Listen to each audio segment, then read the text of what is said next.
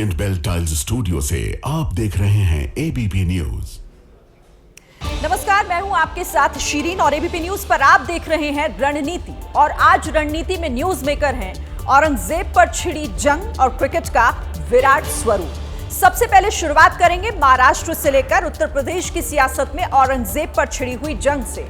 अबू आजमी के बयान के बाद लगातार मामला तूल पकड़ता जा रहा है। इसके बाद शाम 6:30 बजे आपको दिखाएंगे क्रिकेट का विराट स्वरूप। आज मास्टर ब्लास्टर विराट कोहली। खबरें बिहार की सियासी गलियारों से लेकर उत्तराखंड में टूटे पहाड़ पर भी हों, लेकिन बात करेंगे औरंगजेब पर लड़ाई किस तरह से महाराष्ट्र के सियासी मैदान से निकलकर उत्तर प्रदेश तक आ पहुंची है। सीएम योगी आदित्यनाथ ने विधान परिषद में समाजवादी पार्टी पर बड़े हमले किए।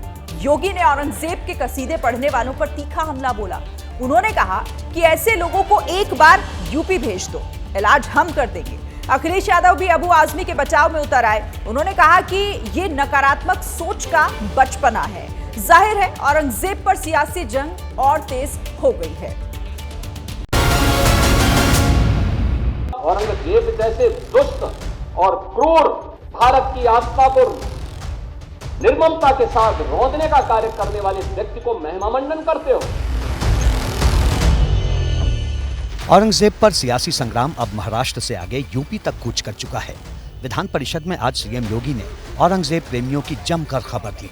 योगी ने समाजवादी पार्टी पर खूब निशाना साधा। अबू आजमी का नाम लिए बिना योगी ने कहा कि ऐसे लोगों को एक बार यूपी भेजो, इलाज खुद ब खुद हो जाएगा। उस कमबख्त को निकालो पार्टी से और उसको एक बार यूपी भेज दीजिए, बाकी उपचार हम अपने आप करवा लेंगे। सीएम योगी ने अबू आजमी के बहाने समाजवादी पार्टी पर चुन चुन कर निशाना साधा। कहा कि जो व्यक्ति औरंगजेब को नायक मानता हो उसे देश में रहने का कोई अधिकार नहीं है।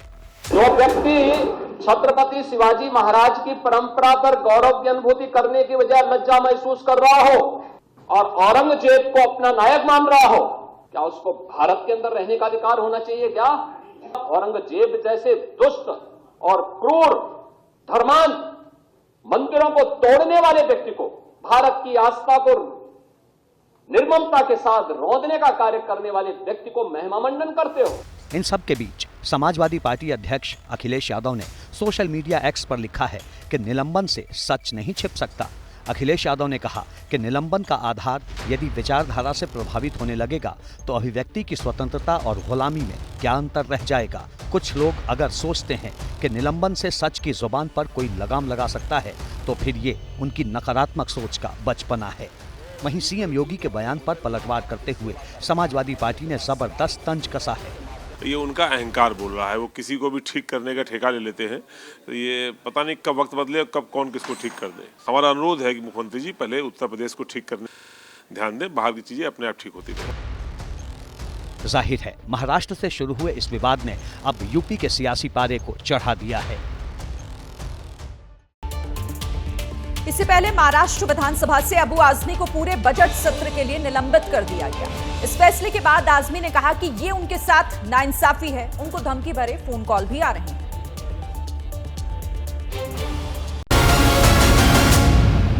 मी आता सभागृहासमोर सदर प्रस्ताव मतास टाकतो। अनुकूल असतील त्यांनी होय म्हणावे, प्रतिकूल असतील त्यांनी नाही म्हणावे। होयचे बहुमत आहे, होयचे बहुमत आहे। औरंगजेब की तारीफ में कसीदे पढ़ना समाजवादी पार्टी के विधायक अबू आजमी को महंगा पड़ गया। महाराष्ट्र विधानसभा में अबू आजमी के खिलाफ प्रस्ताव पारित कर उन्हें पूरे बजट सत्र से निलंबित कर दिया गया। उनको ज्यादा से ज्यादा सजा निलंबित करना ये बहुत कम है, क्योंकि हमारे देव पुरुष के बारे में, छत्रपति संभाजी महाराज के बारे में उन्होंने ये जो अपमानित जो चीज कही है, उनको ज्यादा से ज्यादा सजा मिलना चाहिए। केवल एक सत्र के लिए निलंबन ये ना महाराष्ट्र को पसंद आया है ना देश को पसंद आया है, पर खैर हमें सर्वोच्च न्यायपालिका का सम्मान करना, इस कारण केवल इतना ही दंड हुआ है, पर आगे का भी दंड उनको जरूर होगा। दरअसल औरंगजेब पर दिए गए बयान के बाद जब विवाद बढ़ा तो अबू आजमी ने अपना बयान वापस ले लिया था, लेकिन विधानसभा से निलंबन की कार्रवाई को नाइंसाफी बताते हुए कहा है कि वो कानून का दरवाजा खटखटाएंगे। तो मुझे बुलाना चाहिए था और सफाई मौका देना चाहिए था।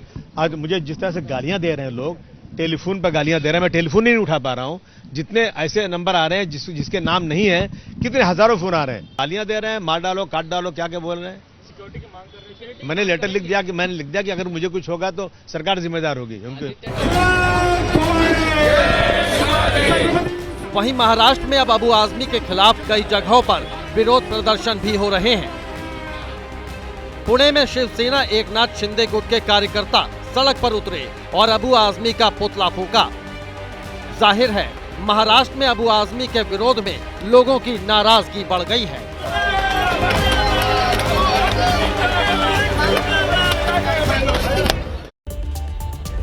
अब हम आपको बताते हैं कि औरंगजेब को लेकर सारा विवाद कहां से शुरू हुआ।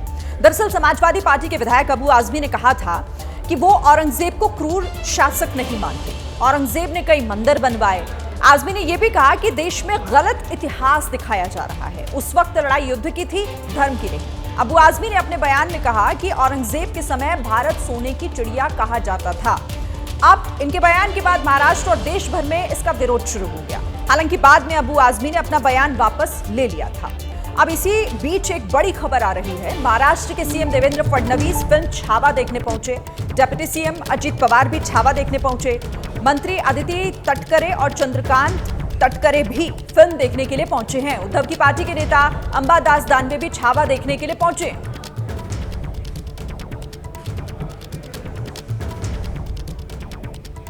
अब आगे बढ़ते हुए बात बिहार की कर लेते हैं। देखिए, बिहार में आरजेडी और कांग्रेस के बीच सीएम फेस को लेकर खींचतान तेज हो गई है। एक तरफ आरजेडी नीतीश कुमार के मुकाबले तेजस्वी यादव को प्रोजेक्ट करने में जुटी हुई है, तो कांग्रेस तेजस्वी यादव को सीएम फेस ना मानने का संकेत दे रही है।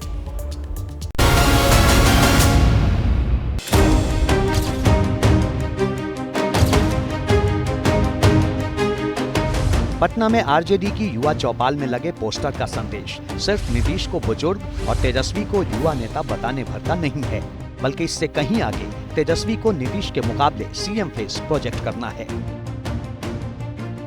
लेकिन आरजेडी की इस कोशिश पर कांग्रेस पानी फेरती दिख रही है। कांग्रेस विधायक अजीत शर्मा ने जिसके ज्यादा विधायक उसका मुख्यमंत्री वाला फॉर्मूला उछाल दिया है। जब चुनाव होगा, जनता तय करती है कि कौन विधायक जीत के जाएगा। जब जीत के आएगा उसके बाद बैठ के हम लोग तय करेंगे मुख्यमंत्री कौन होगा। अभी तक हम लोग गठबंधन में और हम लोग को उम्मीद है कि हम लोग सामूहिक ही चुनाव में जाएंगे।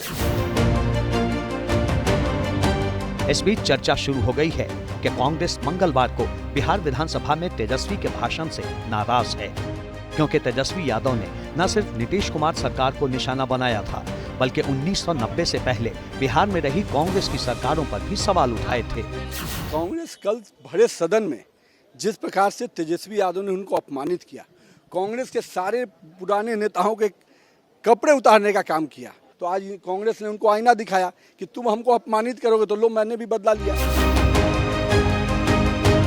दिलचस्प ये है कि बिहार की राजनीति के दोनों ध्रुव यानी एनडीए और आरजेडी के नेतृत्व वाला महागठबंधन, दोनों के अंदर सीएम फेस को लेकर खींचतान जारी है। लेकिन अभी तक तय नहीं है कि आगामी बिहार विधानसभा चुनाव में उनका सीएम फेस कौन होगा। लालू यादव और कल ही बीजेपी के प्रदेश अध्यक्ष बने दिलीप जायसवाल का रिश्ता क्या है, ये सवाल हम नहीं बल्कि बिहार विधान परिषद में पूछा गया, जिस पर ठहाके भी गूंजे। प्रदेश अध्यक्ष हमारे जो जायसवाल जी जो बैठे हैं, हमको दीदी कहते हैं, हम भैया मानते हैं उनको, तो उनको भी बहुत हृदय से शुभकामना देते हैं, धन्यवाद देते हैं। यूं तो बिहार विधानसभा परिषद में नेता प्रतिपक्ष और लालू प्रसाद यादव की पत्नी राबड़ी देवी पार्टी की तरफ से भी लालू जी दिलीप जायसवाल को बीजेपी के प्रदेश अध्यक्ष बनने पर बधाई दे रही थी, लेकिन बीच में सभापति अवधेश नारायण ने हल्के फुल्के अंदाज में रिश्तों का जिक्र छेड़ा तो सदन ठहाकों से गूंज उठा।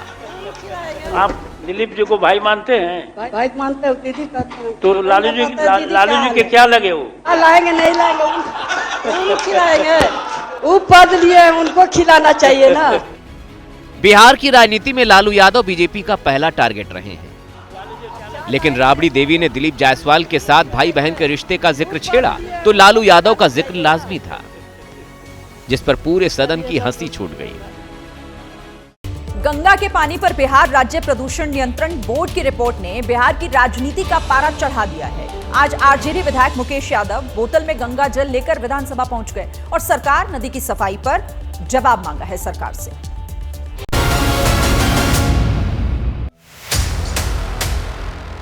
बोतल में गंगा का पानी और जुबां पर गंगा सफाई का सवाल। अध्यक्ष महोदय, हम पानी भी लाए हैं गंगा जल का और इसकी जांच करवा ली है, विधानसभा की कमेटी से जांच किया जाए। दरअसल 2 मार्च को बिहार राज्य प्रदूषण नियंत्रण बोर्ड ने गंगा के पानी पर अपनी रिपोर्ट पेश की, जिसमें कहा गया कि बोर्ड ने 34 जगहों पर गंगा के पानी की क्वालिटी चेक की, लेकिन मौजूदा वक्त में कई जगहों पर नदी का पानी पीना तो छोड़िए, नहाने योग्य भी नहीं है। इसी रिपोर्ट को लेकर आरजेडी विधायक मुकेश यादव ने सदन में नीतीश कुमार सरकार को घेरा। इसमें कोई शक नहीं है, क्योंकि भारत सरकार, राज्य सरकार जितनी भी राशि शहरों के नाले के पानी में शोधन में लगा रही है, वह निसफल व्यय हो रहा है, क्योंकि पटना में अनेकों बड़े नाले सीधे गंगा नदी को प्रदूषित करते हैं। मुकेश यादव के सवाल पर पर्यावरण मंत्री डॉक्टर सुनील कुमार ने जवाब दिया। तर्क है कि सीवरेज ट्रीटमेंट प्लांट बन रहे हैं, चरणबद्ध तरीके से समस्या का समाधान किया जा रहा है। कि सीवेज ट्रीटमेंट प्लांट 32 बनने हैं, रातों रात सीवेज ट्रीटमेंट प्लांट नहीं बन सकता है, उसके बनने में कुछ समय लगता है। 32 बनने हैं, 13 बन गए, 32 बन जाएंगे तो निश्चित तौर पर गंगा जल की शुद्धता में निरंतर सुधार होगा। बता दें कि केंद्रीय प्रदूषण नियंत्रण बोर्ड के मानकों के मुताबिक नहाने योग्य पानी में फीकल कोलिफॉर्म 2500 MPN प्रति 100 मिलीमीटर से ज्यादा नहीं होना चाहिए, लेकिन बिहार में ये मात्रा कई जगहों पर 5400 MPN प्रति 100 किलोमीटर तक है। इधर मायावती ने 3 दिन के अंदर एक और बड़ा फैसला किया है। अब उन्होंने अपने भाई आनंद कुमार को नेशनल कोऑर्डिनेटर के पद से हटाकर रणधीर बेनीवाल को जिम्मेदारी सौंप दी है। हालांकि आनंद कुमार अभी पार्टी राष्ट्रीय उपाध्यक्ष के पद पर बने हुए हैं।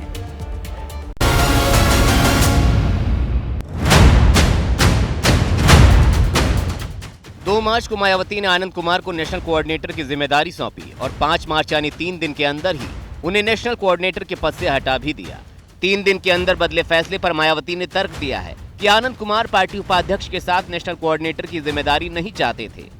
इधर चर्चा तेज है कि आनंद कुमार वाकई नेशनल कोऑर्डिनेटर की जिम्मेदारी नहीं चाहते थे या फिर मायावती पारिवारिक विवाद में उलझ गई हैं, क्योंकि 2 मार्च से पहले तक नेशनल कोऑर्डिनेटर की जिम्मेदारी आनंद कुमार के बेटे और मायावती के भतीजे आकाश आनंद के पास थी, जिन्हें मायावती ने पहले पद से हटाया और फिर पार्टी से बाहर कर दिया। मायावती जी वरिष्ठ नेता हैं, लेकिन एक उत्तराधिकारी के रूप में उनको कोई उचित व्यक्ति मिल नहीं रहा है।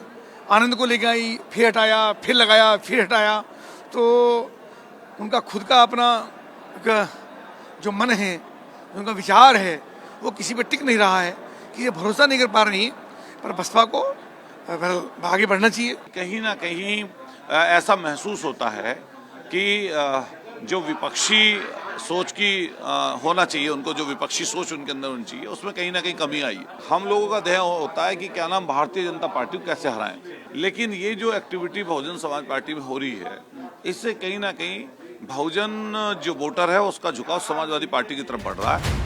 अब मायावती के फैसलों के पीछे की वजह क्या है? विरोधी दलों के नेताओं का तर्क अपनी जगह है, लेकिन मायावती सियासत और संगठन दोनों ही मोर्चे पर कहीं न कहीं कंफ्यूज जरूर दिख रही हैं।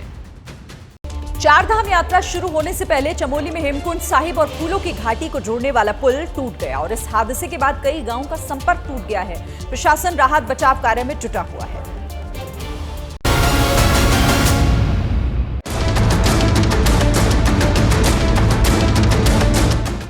चमोली जिले के गोविंद घाट की ये तस्वीरें भयावह हैं। सुबह 10 बजे के करीब पहाड़ों से भारी मात्रा में मलबा आने लगा। लोग डर कर इधर उधर भागने लगे। तभी श्री हेमकुंड साहिब को जोड़ने वाला एकमात्र पुल भी भरभरा कर गिर पड़ा। इस पुल के गिर जाने से पुलना घाटी का संपर्क जिला मुख्यालय समेत देश और दुनिया से कट गया है। अचनचेत ऊपर से ये सारा पहाड़ नीचे को आया और बोल्डर काफी बड़े थे, जिसके माध्यम से ये पहली सस्पेंशन ब्रिज है जो टूट गया है। पहले भी हमने कह रखा था कि ये पुल जो है कमजोर है और यात्रा के लायक नहीं है। ये पुल गोविंद घाट गुरुद्वारे के समीप अलकनंदा नदी के ऊपर बना था। पुल टूटने से काफी संख्या में वाहन अलकनंदा नदी के दूसरी तरफ फंस गए। प्रशासन के मुताबिक राहत और बचाव का काम तेजी से चल रहा है। अभी प्राथमिकता पुलना गांव को लोगों को बेसिक फैसिलिटीज़ उपलब्ध कराने की है और आशा है कि ये यात्रा से पूर्व जो है हमारा पुल भी बन जाएगा और यात्रा सुचारू रूप से संपन्न हो सकेगी। पुलना गांव में करीब 250 लोगों की आबादी रहती है। फंसे लोगों को निकालने का काम भी तेजी से चल रहा है। हालांकि इस हादसे में किसी तरह के जानमाल के नुकसान की कोई खबर नहीं है। मोदी कैबिनेट की बैठक में आज कई अहम फैसले लिए गए हैं। इनमें पहला फैसला सोनप्रयाग से केदारनाथ तक रोपवे बनाने और दूसरा फैसला हेमकुंड साहिब में रोपवे बनाने का है। सोनप्रयाग से केदारनाथ तक 12.9 किलोमीटर लंबा रोपवे बनाया जाएगा। इससे अभी जो यात्रा 8 से 9 घंटों में पूरी होती है वो अब महज 36 मिनट में ही पूरी हो सकेगी। इस योजना पर कुल 4081 करोड़ रुपए खर्च होंगे। वहीं हेमकुंड साहिब में गोविंद घाट से हेमकुंड साहिब तक 12.4 किलोमीटर लंबा रोपवे बनेगा और इस पर 2730 करोड़ रुपए की लागत आएगी। 8 से 9 घंटे की जर्नी है, वो 36 मिनट्स की जर्नी हो जाएगी। 8 to 9 आवर्स की जो जर्नी है, that will become a journey of 36 minutes. और ये जो टेक्नोलॉजी इसमें लगाई गई है, that is called 3S technology. इसमें 3 केबल होते हैं एक साथ।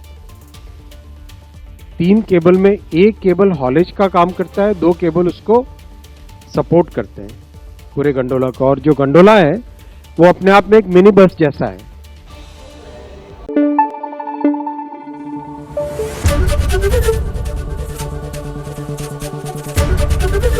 ABP न्यूज आपको रखे आगे।